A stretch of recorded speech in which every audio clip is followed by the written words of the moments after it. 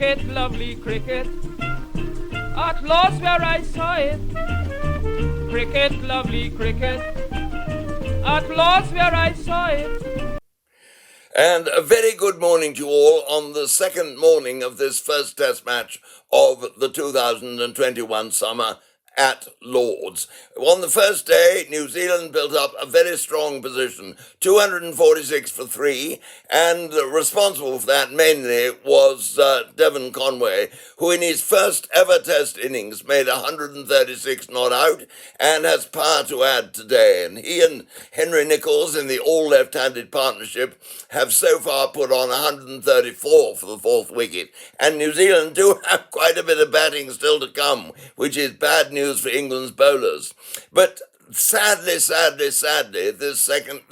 first test match has already been taken over by a story that we really don't want to have connected at all with cricket.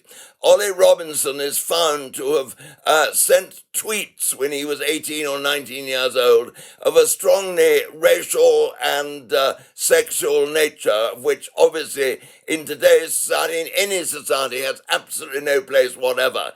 And it is awful that these things should have happened.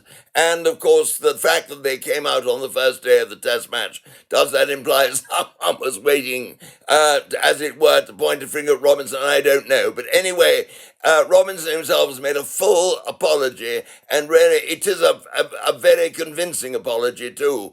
And I don't think he will ever do that again.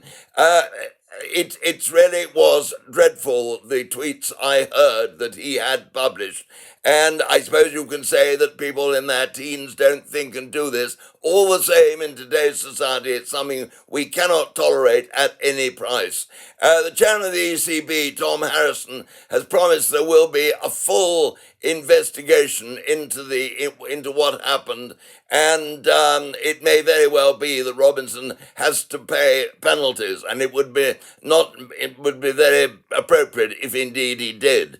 My one problem with it all is that the ECB themselves have a huge staff, and they didn't do a test of due diligence on Robinson before he played for England, and they won't make the same mistake again, because it's caused a great deal of embarrassment and, I dare say, unpleasantness all round.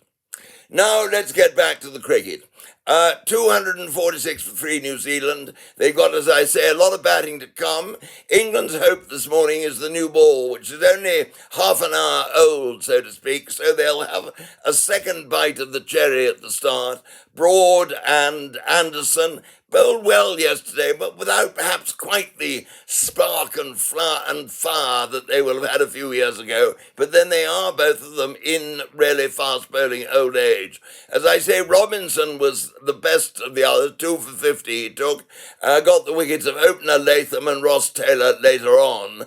Then Mark Wood bowled well. He bowled very quickly. He bowled in the first spell. He bowled the speed gun had him coming in and not far short of 100 miles an hour. And someone who bowls at that pace is always going to be a danger, even though this is a pretty flat pitch. The only, pretty flat and pretty slow too, and not much help. There was just a little bit in the middle of the afternoon, I thought, for the bowlers when England bowled well in that session. But the sad thing was, Root bowled far too many overs yesterday. He bowled more than 15 overs, and he's only really a part-time off-spinner. And I wonder if England should really have gone into the match with a spinner, with Jack Leach, and not 4 fast bowlers, which makes the attack rather similar and the same.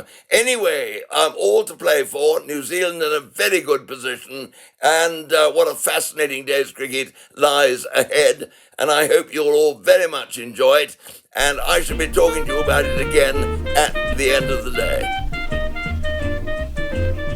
Cricket, lovely cricket, at last where I saw it.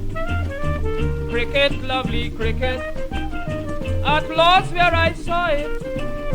Yardley tried his best, Goddard won the test. They gave the crowd plenty fun.